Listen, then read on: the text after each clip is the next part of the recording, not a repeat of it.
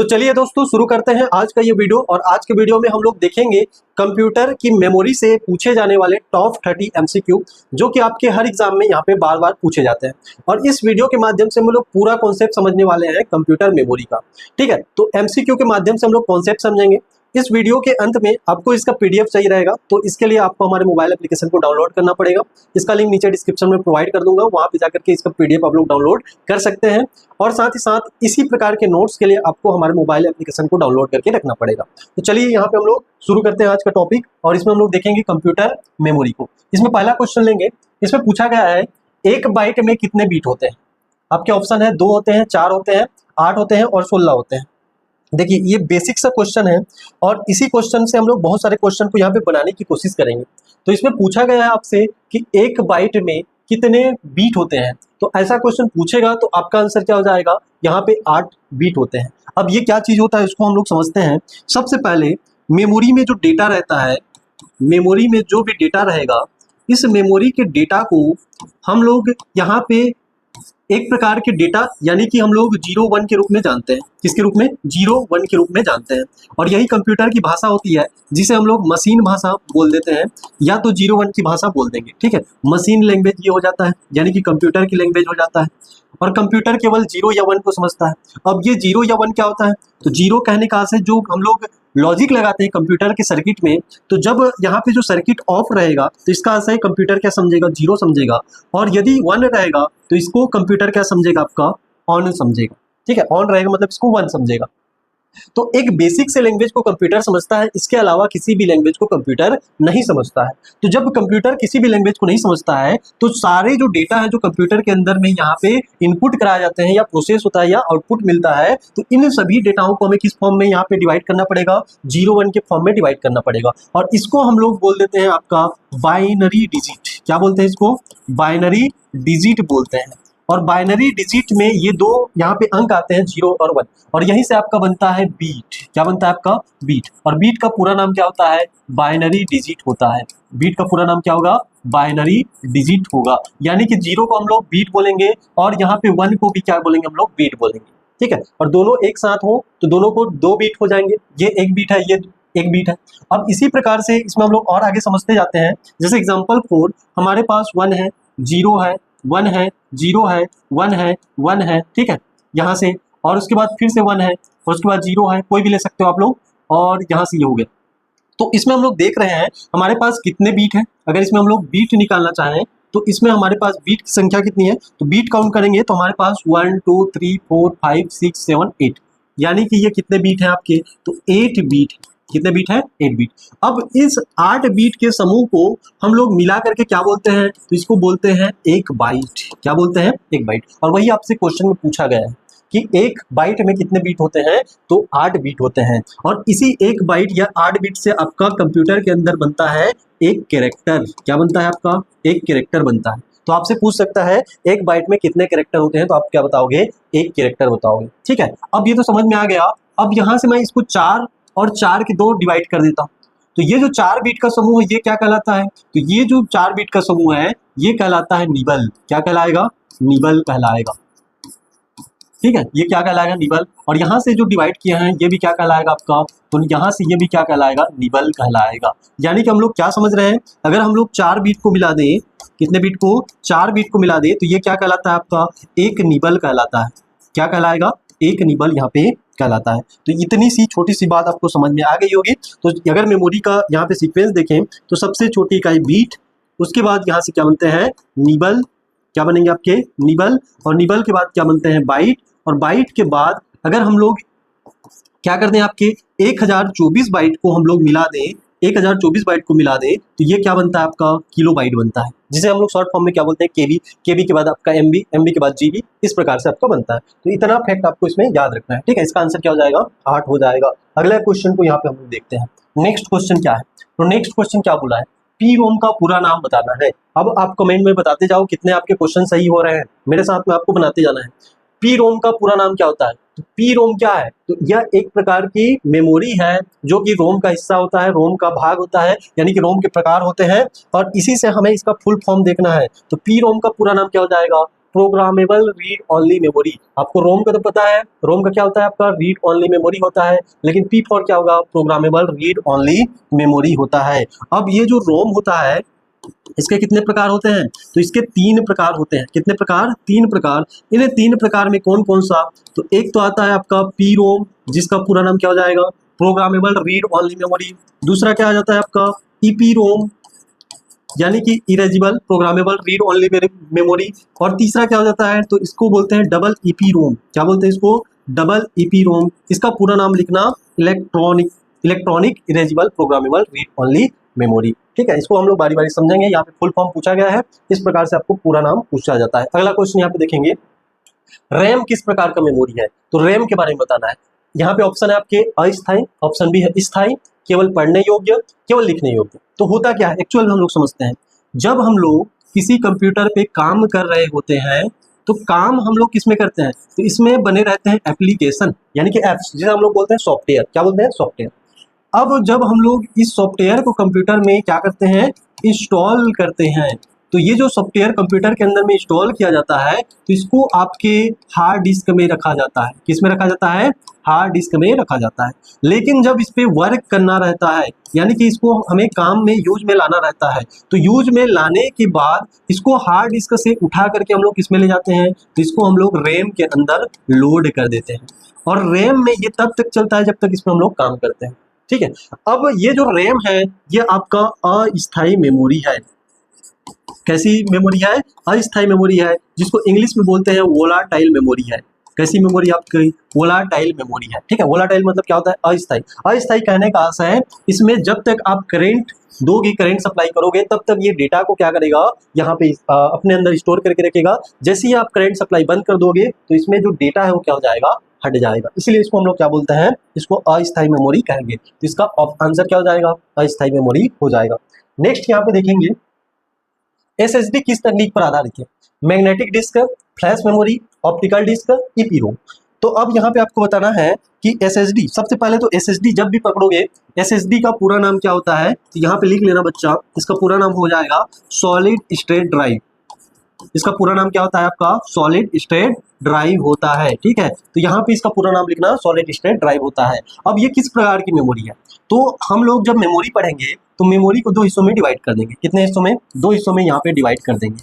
जब भी हम लोग मेमोरी पढ़ेंगे तो मेमोरी को हम लोग क्या करते हैं, 2 हिस्सों में डिवाइड कर देते हैं। कितने हिस्सों में, 2 हिस्सों में डिवाइड कर देते हैं। एक तरफ हम लोग रख देंगे प्राइमरी मेमोरी, क्या रख देंगे, प्राइमरी, और दूसरी तरफ क्या रख देंगे, सेकेंडरी मेमोरी रख देंगे। ठीक है, यहाँ पे स्पेस मुझे थोड़ा सा कम मिलेगा, इसलिए मैं नए स्लाइड का इस्तेमाल करूंगा। यहाँ पे हम लोग क्या कर देंगे, इधर हमने मेमोरी लिखा और इस मेमोरी को हम लोग 2 हिस्सों में डिवाइड करेंगे। कितने हिस्सों में, 2 हिस्सों में, यानी कि 2 प्रकार में इसको डिवाइड कर देंगे। ठीक है, तो इसको कर देना 2 हिस्सों में डिवाइड। अब इस 2 में से कौन कौन सा, एक तरफ यहाँ पे आप लोग लिखोगे, एक तरफ लिखना प्राइमरी मेमोरी, प्राइमरी मेमोरी। ठीक है, क्या तो इसे बोलते हैं मेन मेमोरी, क्या बोलते हैं इसे, मेन मेमोरी बोलते हैं।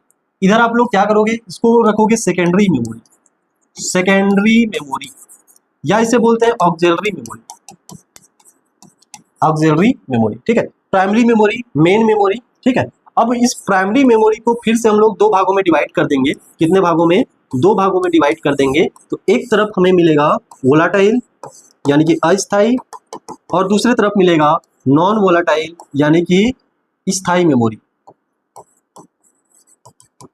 Non volatile. ठीक है, स्थायी और यहाँ पे अस्थायी। तो अस्थायी में हमें यहाँ पे पढ़ने पड़ते हैं, इसमें हम लोग टोटल यहाँ पे कितने प्रकार के, तो 3 प्रकार की मेमोरी पढ़ते हैं। कितने प्रकार के, 3 प्रकार की। तो कौन कौन सा, पहला तो आपका रजिस्टर, दूसरा आपका कैश मेमोरी, और तीसरा आपका रैम होता है। क्या होता है आपका, रैम होता है। इधर नॉन वोलाटाइल में आपको बता दिया हूँ, इसमें क्या आता है आपका, ओनली रोम आता है। क्या आता है, रोम। रोम कहने का अर्थ है रीड ओनली मेमोरी आता है। ठीक है, ये बहुत ही इंपॉर्टेंट है, इस आपके हायरेसी को आप लोग देखते रहिए, इसमें बहुत सारे क्वेश्चन आपके सॉल्व हो जाएंगे। तो ये प्राइमरी मेमोरी को हमने डिवाइड कर दिया, प्राइमरी यानी कि main memory, volatile, non volatile, volatile में रजिस्टर, कैश और रैम, नॉन वोलाटाइल में आपका रोम। अब यहाँ पे हम लोग डिवाइड करेंगे सेकेंडरी मेमोरी को। तो सेकेंडरी मेमोरी को भी 2 प्रकार से डिवाइड करेंगे। एक तो यहाँ पे हम लोग डिवाइड करेंगे डायरेक्ट एक्सेस और नॉन डायरेक्ट एक्सेस, यानी कि इसमें हम लोग लिख देंगे sequential access, sequential access memory. ठीक है। सीक्वेंशियल एक्सेस मेमोरी यानी कि डेटा को ये सीक्वेंस बाय सीक्वेंस एक्सेस करता है। जैसे कि आपका आ जाता है magnetic tape. Magnetic tape, tape मतलब होता है फीता, रील वाली जो आप लोग पहले वाली मेमोरी देखे होंगे वही क्या कहलाता है आपका मैग्नेटिक टेप कहलाता है। अब इधर आपके सेकेंडरी मेमोरी को दो भाग में डिवाइड किए हैं, तो इधर हम लोग इसको दूसरा जो प्रकार है इसके दूसरे प्रकार को लिखेंगे, और दूसरे प्रकार में क्या लिखेंगे तो यहाँ पे लिखना डायरेक्ट एक्सेस मेमोरी। अब ये डायरेक्ट एक्सेस क्या होता है, तो सीधे तौर पे डेटा को कहीं से उठा के पढ़ना, ये क्या कहलाएगा आपका डायरेक्ट एक्सेस। एग्जाम्पल फॉर जैसे मान लो आपकी मेमोरी में 4 गाने हैं, ठीक है, ये पहला गाना ए, दूसरा गाना बी, तीसरा गाना सी और चौथा गाना डी। मान लो ये आपके सोनू निगम, ये मान लो आपके अरिजीत सिंह, और ये मान लो आपके श्रेया घोषाल, और ये मान लो उदित नारायण जी हैं, ठीक है। ये 4 यहाँ पे आपके कॉलम में डेटा रखे हुए हैं। अब मान लो आपको उदित नारायण जी को सुनना है, तो अगर ये सीक्वेंशियल एक्सेस है तो पहले आपको सोनू निगम जी को सुनना पड़ेगा, उसके बाद अरिजीत सिंह को, उसके बाद श्रेया घोषाल को, तब आप किसको सुन पाएंगे, उदित नारायण को सुन पाएंगे। लेकिन डायरेक्ट एक्सेस से मतलब आप डायरेक्ट किसी को भी प्ले कर सकते हैं, यही क्या होता है आपका डायरेक्ट एक्सेस मेमोरी होता है। तो इस डायरेक्ट एक्सेस मेमोरी के भी 3 प्रकार हैं। कितने प्रकार हैं आपके, 3 प्रकार हैं। अब ये 3 प्रकार कौन कौन से हैं तो इसको हम लोग देखते हैं, ठीक है। इसके 3 प्रकार कौन कौन से, तो इसके 3 प्रकार में पहला लिखोगे, इसमें हम लोग किसका इस्तेमाल करेंगे, तो यहाँ पे मैग्नेटिक डिस्क का इस्तेमाल करेंगे, मैग्नेटिक डिस्क का इस्तेमाल करेंगे। उसके बाद यहाँ पे दूसरा जो प्रकार हो जाएगा ये क्या होगा आपका ऑप्टिकल डिस्क होगा। जो बता रहा हूँ उसको बड़े ध्यान से समझना, ऑप्टिकल डिस्क होगा। और तीसरा क्या होगा, इसे बोलते हैं इलेक्ट्रॉनिक मेमोरी, इलेक्ट्रॉनिक मेमोरी, या तो इसे बोलते हैं फ्लैश मेमोरी। क्या बोलते हैं इसको, फ्लैश मेमोरी कहते हैं, इसी को हम लोग बोलते हैं फ्लैश मेमोरी, ठीक है, फ्लैश मेमोरी। किसे आपके इलेक्ट्रॉनिक मेमोरी। मैग्नेटिक डिस्क में 2 प्रकार के डिस्क आपको पढ़ने हैं, कितने 2।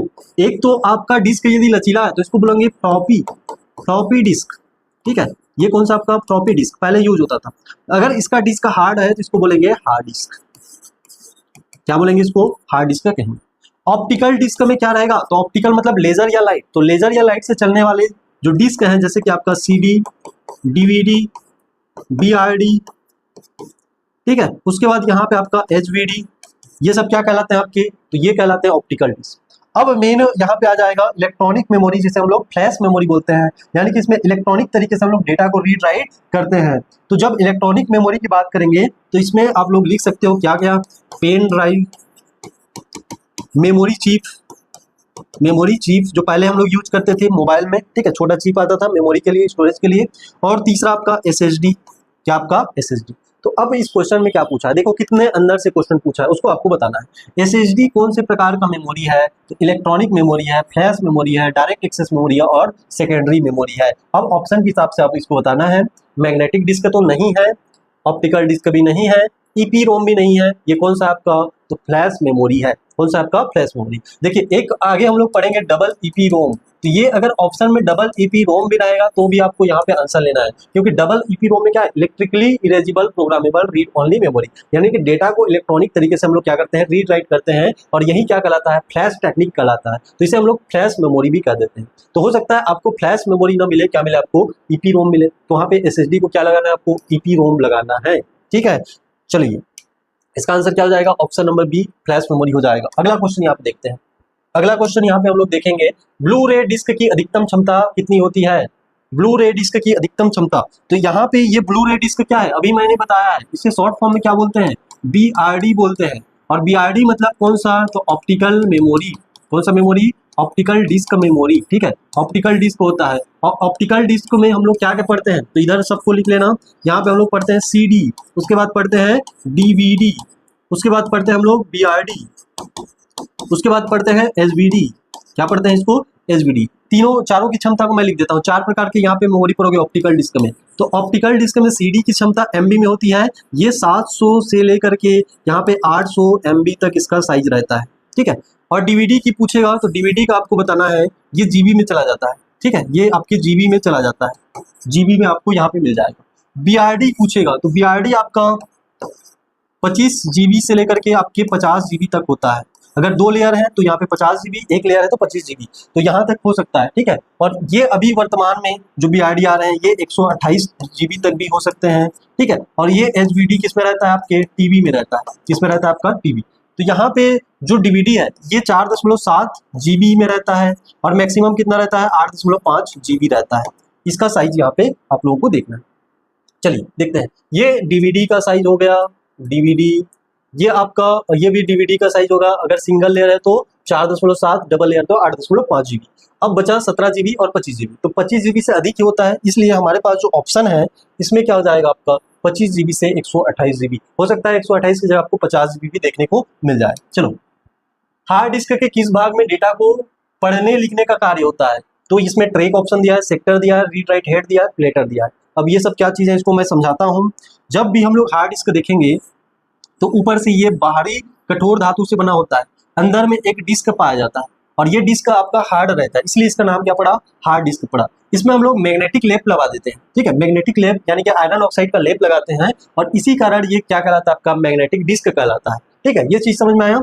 अब इसमें डेटा को रीड राइट किया जाता है। अब डेटा रीड करना क्या होता है और डेटा राइट करना क्या होता है? तो डेटा रीड मतलब डेटा को क्या करना, वहां से एक्सेस करना, डेटा एक्सेस करना, और डेटा राइट करना मतलब उसमें डेटा का एंट्री कराना यानी कि डेटा को स्टोर करना। ठीक है, ये समझ सकते हैं। तो रीड राइट करने के लिए एक हेड पाया जाता है जिसे क्या बोलते हैं हम लोग, रीड राइट हेड बोलेंगे। तो इसका आंसर क्या हो जाएगा आपका, रीड राइट हेड हो जाएगा।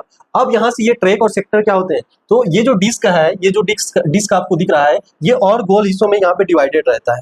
ठीक है, इस प्रकार से और गोल हिस्सों में डिवाइडेड रहता है और इस प्रत्येक ये जो सेगमेंट है इसको ट्रैक बोलते हैं। क्या बोलते हैं इसको, ट्रैक। और ट्रैक के बाद इस आपके ट्रैक को और छोटे छोटे हिस्सों में डिवाइड करेंगे तो ये जो हिस्सा आपको दिख रहा है ये सब क्या कहलाते हैं, आपके सेक्टर कहलाते हैं। और एक सेक्टर में हम लोग 512 यहाँ पे बाइट डेटा स्टोर कर सकते हैं। कितना आपका, 512 बाइट यहाँ पे डेटा स्टोर कर सकते हैं। इतना क्लियर। अब ये प्लेटर क्या होता है? तो प्लेटर यहाँ पे ये जो डिस्क दिख रहा है इसी को हम लोग क्या बोलते हैं, प्लेटर कहते हैं। ठीक है, चलो, सीक टाइम का अर्थ क्या होता है? तो सीक टाइम का अर्थ क्या होता है, सेक्टर तक पहुंचने का समय, ट्रैक बदलने का समय और यहाँ पे डेटा ट्रांसफर करने का समय और फाइल को सेव करने का समय। देखिए बहुत अंदर से यहाँ पे डीपली क्वेश्चन पूछा है। सीक टाइम मतलब क्या होता है उसको आपको समझना है। तो जब भी आपको पूछेगा सीक टाइम, क्या पूछेगा आपको, सीक टाइम पूछेगा, तो सीक टाइम मतलब क्या होगा? तो सीक टाइम मतलब ये होता है, जैसे ये डिस्क है, हार्ड डिस्क में ही ये सीक टाइम होता है, ये एक ट्रैक, ये दूसरा ट्रैक, ये तीसरा ट्रैक। तो एक ट्रैक से डेटा को दूसरे ट्रैक में जाने के लिए जो समय लगता है उसे क्या बोलते हैं हम लोग, यहाँ पे सीक टाइम कहते हैं। और इस हिसाब से अगर आंसर देखेंगे तो ये आंसर क्या हो जाएगा आपका,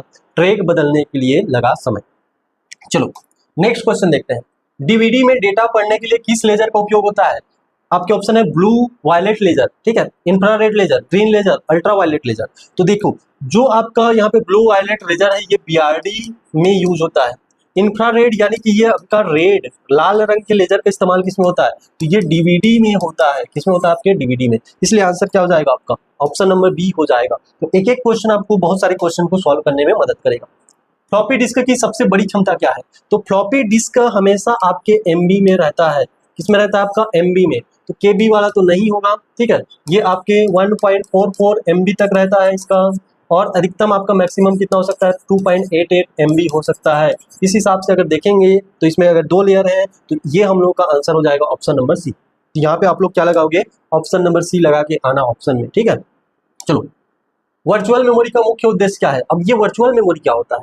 तो वर्चुअल मेमोरी कहने का अर्थ ये होता है कि आप जब भी काम करते रहते हो, ठीक है, तो मान लो हम लोग किस में काम करते हैं, जो भी काम होता है किस में होता है, आपके रैम में होता है। मान लो ये आपका रैम 4 जीबी का है। कितने जीबी का है? 4 जीबी का। लेकिन हम लोग ऐसा काम इसमें लोड कर दिए हैं कि ये जो रैम है ये अपने स्टोरेज कैपेसिटी से इसका बाहर हो जा रहा है। तब की स्थिति में ये क्या करता है, सेकेंडरी मेमोरी यानी कि हार्ड डिस्क हो चाहे एसएसडी हो, इससे कुछ हिस्से को उधार में ले लेता है और यही जो हिस्सा है ये क्या कहलाता है आपका, तो वर्चुअल मेमोरी कहलाता है। ठीक है, तो एकदम यहाँ पे इजी समझ सकते हैं। तो यहाँ पे जो आंसर होगा, करेक्ट आंसर होगा, सीपीयू की गति बढ़ाता है, बढ़ाता तो है लेकिन यहाँ पे और भी ऑप्शन को पढ़ना है। रैम की कमी को पूरा करना, हार्ड डिस्क की गति बढ़ाना, डेटा स्थायी रखना। तो यहाँ पे रैम की जो कमी है उसको पूरा करना, ये इसका क्या है, मेन उद्देश्य है। अगला क्वेश्चन देखते हैं, कथन कारण वाला क्वेश्चन है। पहला कथन पढ़िए, एस रैम की गति डी रैम से तेज होती है। रैम को 2 हिस्सों में डिवाइड करते हैं, एक एस रैम होता है स्टैटिक रैम, दूसरा डायनेमिक रैम होता है। हम लोग जो यूज करते हैं वो कौन सा रैम है इसको आपको कमेंट बॉक्स में बताना है। ठीक है, एस रैम में रिफ्रेश करने की आवश्यकता नहीं होती है। तो अगर इस हिसाब से देखें तो एस रैम की स्पीड जो है बच्चा ये डी रैम से तेज होती है। तो ये कथन सही हो जाएगा। एस रैम में रिफ्रेश करने की आवश्यकता नहीं होती है। बार बार क्वेश्चन पूछता है कौन सी मेमोरी अपने आप को रिफ्रेश करती है, तो कौन सी मेमोरी रिफ्रेश करती है, डी4 डी रैम, डी4 डी रैम, ये आपको बताना है। ठीक है, तो यहाँ पे आपका ए और आर दोनों सही है और ए आर की व्याख्या करता है। इसको रिट्रेस करने की आवश्यकता नहीं पड़ती, इसलिए एस रैम क्या होता है, एस रैम क्या होता है आपका, तो यहाँ पे तेज होता है। इतना आप लोग यहाँ पे नोट कर लेना। डीवीडी की क्षमता सीडी से अधिक होगी, बिल्कुल अधिक होगी। डीवीडी में डेटा अधिक सघनता से स्टोर किया जाता है, तो बिल्कुल किया जाता है, क्योंकि जो डीवीडी है इसके जो ट्रैक और सेक्टर होते हैं वो पास पास रहते हैं, इसलिए इसमें अधिक मात्रा में हम लोग डेटा यानी कि सघनता से स्टोर कर सकते हैं, इसलिए डीवीडी की क्षमता अधिक होगी। तो ये कथन हम लोग का सही हो जाएगा, दोनों कथन सत्य हैं और यहाँ पे कारण व्याख्या भी कर रहा है। तो इस टाइप के आपके जो क्वेश्चन है ये भी पूछे जाते हैं। Next question, cache memory CPU और रैम के बीच होती है, यह डेटा की एक्सेस गति को तेज करती है। कैश मेमोरी सीपीयू और रैम के बीच में होती है, तो बिल्कुल होती है। कैसे होती है उसको आपको समझाता हूं। जो आपका सीपीयू है, मान लीजिए ये आपका कौन है, सीपीयू है। इसके तीन हिस्से होते हैं, एक तो इसमें एमयू रहता है, फिर एक सीयू रहता है और एक रहता है एएलयू। ठीक है, एमयू कहने का से मेमोरी यूनिट, और मेमोरी यूनिट के रूप में कौन पाया जाता है आपका, रजिस्टर पाया जाता है। कौन पाया जाता है, रजिस्टर। सीयू कहने का से कंट्रोल यूनिट होता है और एएलयू कहने का से अर्थमेटिक लॉजिकल यूनिट होता है। ठीक है, और ये भी दो हिस्सों में डिवाइड रहता है, एक को एलयू बोलते हैं लॉजिक यूनिट, एक को एयू बोलते हैं अरिथमेटिक यूनिट।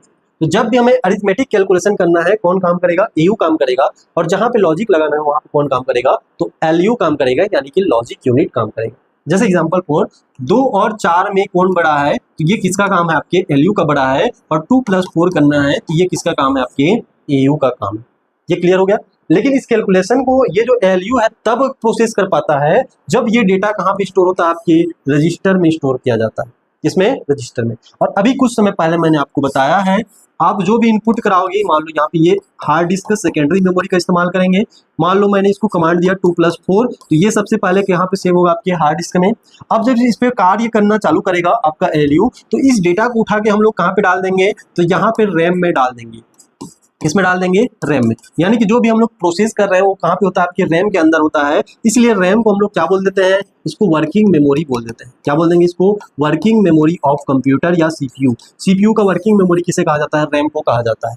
और इस डेटा को हार्ड डिस्क से रैम में उठाने की जो प्रक्रिया है, इसका नाम क्या होता है, इसको स्वैपिंग करना बोलते हैं। याद कर लेना, इसको नोट कर लो। ठीक है, स्वैपिंग क्या होता है पूछता है, तो हार्ड डिस्क से डेटा को उठा के किस में लोड करना, रैम में लोड करने की जो प्रक्रिया है ये स्वैपिंग कहलाती है। और इस रैम में हम लोग डेटा को अब कहाँ तक पहुंचाना है, रजिस्टर तक पहुंचाना है। तो ना तो ये रजिस्टर इसके पास आएगा, ना रैम इसके पास जाएगा, तो बीच में एक इंटरफेस की यहाँ पे आवश्यकता पड़ेगी, और इसी इंटरफेस का नाम है आपका कैश मेमोरी। क्या आपका, कैश मेमोरी। अब यहाँ पे समझते जाना, डेटा आपके हार्ड डिस्क में था, रैम में गया, रैम के बाद कैश, और कैश के बाद कहाँ पे जाएगा, रजिस्टर। और जैसे ही रजिस्टर पे जाएगा, ये जो एलयू है इस पे प्रोसेस कर देगा। क्या प्रोसेस करेगा, तो इसको जो भी कैलकुलेट करना है, जो भी कमांड दिया उसके अनुरूप यहाँ पे प्रोसेस कर देता है। फॉर एग्जाम्पल इसको हम लोग बहुत डिटेल से समझेंगे, बारीकी से समझेंगे। जैसे मान लो एग्जाम्पल 4, मैंने इसको क्या दिया, जैसे मैंने इसको 4 + 2 दिया। सबसे पहले इनपुट डिवाइस को इनकोड करता है, याद कीजिए इनपुट वाले प्रोसेस में बताया हूं। तो 100 को कैसे इनकोड करेगा, 100 में। 2 को कैसे इनकोड करेगा, 10 में कन्वर्ट कर देगा, ये बाइनरी डिजिट में कन्वर्ट कर दिया। अब ये जो डेटा है ये रैम में, फिर उसके बाद कैश में, उसके बाद रजिस्टर में जाएगा। और रजिस्टर आपके कई सेलों से बना होता है, और जितने सेल उतने बीट का ये रजिस्टर कहलाएगा। एक सेल में आपके एक बीट डेटा को यहाँ पे स्टोर कर देंगे। तो एग्जांपल 4 मान लो इसमें आपके कितने बीट है, तो यहाँ पे 32 बीट है। कितने बीट है, 32। तो सबसे पहले हम लोग यहाँ पे डेटा को क्या कर देंगे, इस रैम के अंदर ये जो एक खाना एक सेल कहलाएगा, और एक सेल में आपका एक बीट डेटा ही आएगा। इतना आपको याद रखना है। तो हमें सबसे पहले 4 को स्टोर करना है, तो 4 को स्टोर करेंगे, लेकिन ये 4 अभी कितने बीट में है, 3 बीट में। और अभी कुछ टाइम पहले मैंने बताया है कि कंप्यूटर के अंदर आपका एक कैरेक्टर जो है 8 बीट से बना होता है। तो हमें 8 बीट की आवश्यकता पड़ेगी, तो यहाँ पे हमने 1 स्टोर कर दिया, यहाँ पे 0, और बाकी जगह में हम लोग क्या स्टोर कर देंगे, 0 0 0 स्टोर कर देंगे। अब प्लस करना है तो 2 को भी स्टोर करना पड़ेगा, तो 2 को भी यहाँ पे हम लोग क्या कर देते हैं, स्टोर कर देते हैं। अब जब ये डेटा रजिस्टर में इस प्रकार से स्टोर हो जाएगा, एलयू अब देखिएगा क्या कमांड दी हम लोग, प्लस का कमांड दिए हैं, तो इन दोनों को जोड़ने का काम करेगा। 0 को जोड़ेंगे 0 आएगा। ठीक है, यहाँ से मैं दूसरे कलर के पेन का इस्तेमाल करता हूँ। 0 को जोड़ेंगे 0 आएगा, 0 को जोड़ेंगे 1 आएगा, और यहाँ पे 0 को जोड़ेंगे 1 आएगा। यहाँ पे 0 0 0 0 0 इस प्रकार से। और जब इसको हम लोग डिकोड करेंगे, और इसको डिकोड करने का काम आउटपुट डिवाइस का है, तो तब हमें रिजल्ट क्या मिलेगा, तो 6 मिलेगा। कितना मिल जाएगा हमें, 6 यहाँ पे मिल जाएगा। तो ये जो डेटा है कहाँ पे स्टोर होगा, आपके रजिस्टर में स्टोर होगा। रजिस्टर सबसे तेज मेमोरी है और सबसे छोटी मेमोरी है, और सीपीयू के अंदर पाई जाती है। कहाँ पाई जाती है? सीपीयू के अंदर, ठीक है। तो ये आपको याद रखना है। उसके बाद सबसे छोटी मेमोरी कौन सी है? कैश मेमोरी है। ये सीपीयू से सीधे संपर्क में रहती है। कौन सी? आपकी कैश मेमोरी। उसके बाद कौन सा आपका? तो तेज मेमोरी आपका रैम हो जाएगा। कभी कभी इसके क्रम को भी पूछ दिया जाता है। तो यहाँ पे आप लोग देख सकते हो इसमें क्या पूछा है, कैश मेमोरी सीपीयू और रैम के बीच होती है। तो बिल्कुल सही कथन है, कैश मेमोरी सीपीयू और रैम के बीच में होती है। ये पहला कथन सत्य है। यह डेटा को एक्सेस करने की गति को तेज करती है, बिल्कुल करती है, बीच में बफर का काम करती है, ठीक है। और ये अस्थायी मेमोरी में आता है। तो ये तीनों आपके अस्थायी मेमोरी में आते हैं, इसको आपको याद रखना है। इसलिए कथन दोनों सही हैं और आर सही की व्याख्या करता है। चलो, रोम में स्थायी रूप से डेटा संग्रहित होता है। तो बिल्कुल होता है। ये जो रोम है इसका पूरा नाम लिख लेना। रोम का पूरा नाम होता है रीड ओनली मेमोरी, यानी कि इसमें हम लोग डेटा को केवल पढ़ सकते हैं, इसमें किसी प्रकार से राइट नहीं कर सकते। और ये क्या होता है आपका? तो ये नॉन वोलाटाइल यानी कि स्थायी मेमोरी होता है। इसमें क्या लिखोगे? नॉन वोलाटाइल लिखोगे, नॉन वोलाटाइल मेमोरी। अब जब ये नॉन वोलाटाइल मेमोरी है तो ये कैसा है आपका? तो ये अपरिवर्तनीय है। अपरिवर्तनीय मतलब एक बार इसमें डेटा क्या हो गया आपका? स्टोर हो गया, तो इसको हम लोग डिलीट नहीं कर सकते, यानी कि नॉट चेंजेबल मेमोरी, ठीक है। Not changeable non volatile memory, ये आपका स्थायी मेमोरी। रोम एक नॉन वोलाटाइल मेमोरी, वही शब्द लिखा हुआ है, यानी कि हमारा पहला कथन सही है और इसकी व्याख्या करता है। चलो, एसएसडी में कोई मूविंग पार्ट्स नहीं होते, फ्लैश मेमोरी टेक्नोलॉजी पर आधारित होता है। तो फ्लैश टेक्नोलॉजी में क्या होता है? इसमें छोटे छोटे कैश मेमोरी का इस्तेमाल करते हैं एसएसडी के अंदर।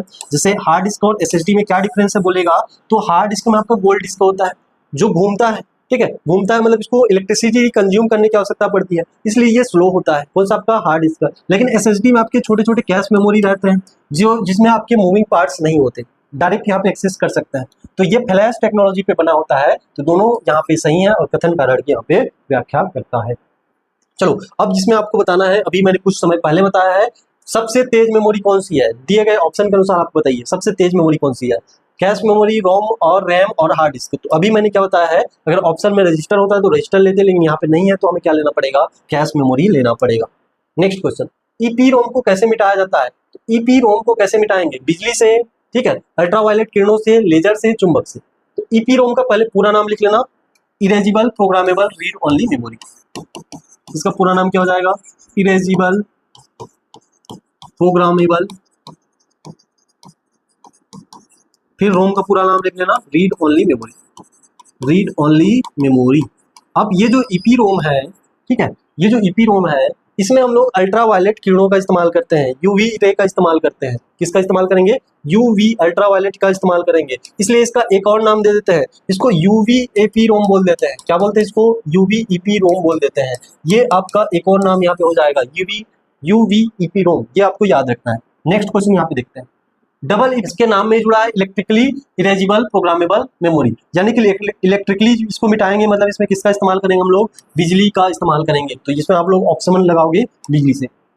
डीवीडी आरडब्ल्यू की विशेषता क्या है? तो डीवीडी के यहाँ पे 3 प्रकार होते हैं, डीवीडी रोम होता है, डीवीडी आरडब्ल्यू होता है, ठीक है, इस प्रकार से। तो डीवीडी आरडब्ल्यू मतलब रीराइटेबल, रीराइटेबल यानी कि हम लोग इसको रीराइट कर सकते हैं, ठीक है। इसका पूरा नाम लिख देना, डीवीडी रीराइटेबल मेमोरी।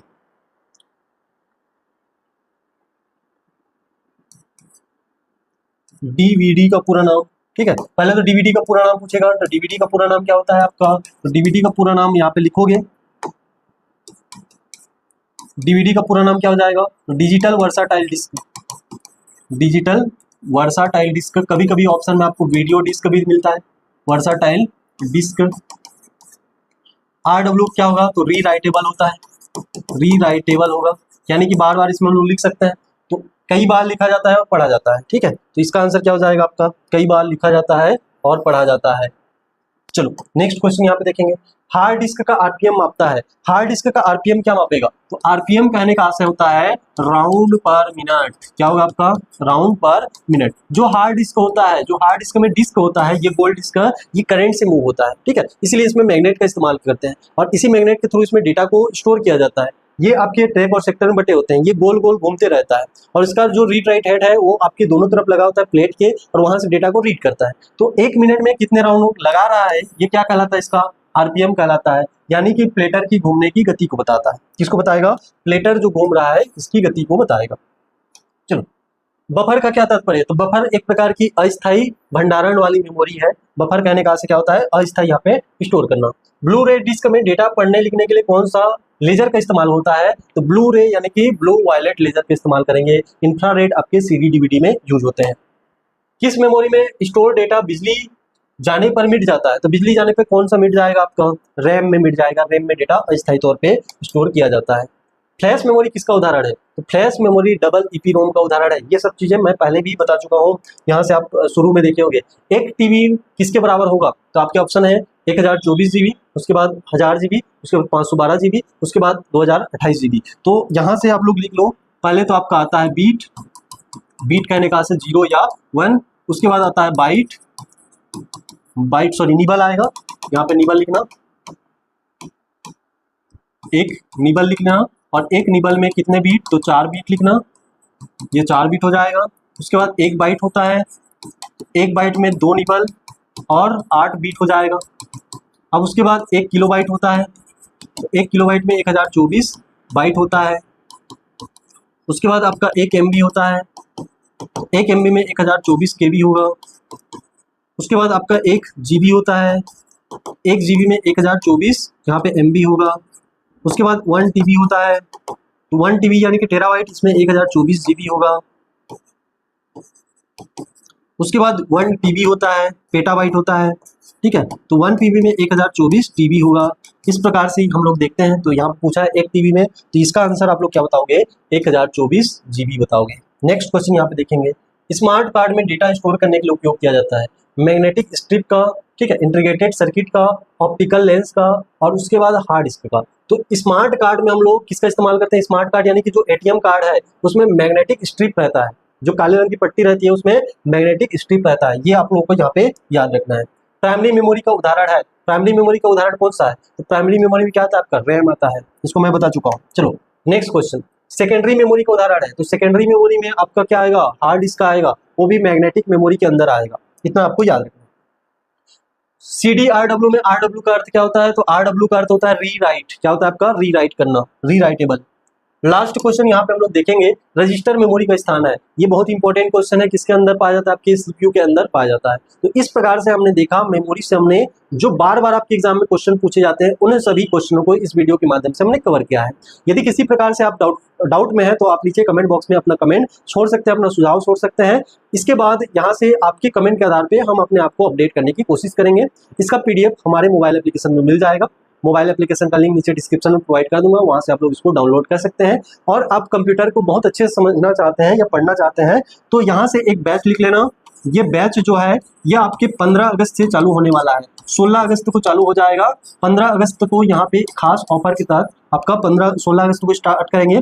15 अगस्त तक ऑफर के तहत आपको मिल जाएगा बहुत ही कम दाम में ये जो आपका कोर्स है, जिसमें हम लोग पूरे डिटेल से समझेंगे। ठीक है, ये जो कोर्स होगा केवल आपके 499 का होगा। कितने का होगा आपका? 499 का होगा। तो 15 अगस्त तक ये आप ऑफर ले सकते हैं। 499 में हम लोग कंप्लीट यहाँ पे समझेंगे, मोबाइल एप्लीकेशन में पढ़ेंगे, डिटेल से पढ़ेंगे, आपके कंप्यूटर को एक एक टॉपिक को समझेंगे, लाइव क्लासेस रहेंगी, तो सारा चीज यहाँ पे हम लोग समझने वाले हैं। कब आपके? तो ये जो ऑफर है ये 15 अगस्त तक है। 15 अगस्त 2025 तक ये ऑफर अभी चल रहा है। इसका लिंक नीचे डिस्क्रिप्शन में प्रोवाइड कर दूंगा, वहां से कोर्स में आप लोग एनरोल कर लेना। यहाँ पे हम लोग सारे डिटेल से सारे टॉपिक को, चाहे आप किसी भी एग्जाम की तैयारी कर रहे हैं, चाहे CPCT हो, चाहे आपका कोई भी ऐसा एग्जाम जिसमें कंप्यूटर से रिलेटेड क्वेश्चन पूछ रहा है, आपके सिलेबस में कंप्यूटर है, तो उसमें हम लोग यहाँ पे सारे टॉपिक को कवर करेंगे। ठीक है, ये जो क्लासेस है ये 16 अगस्त से यहाँ पे स्टार्ट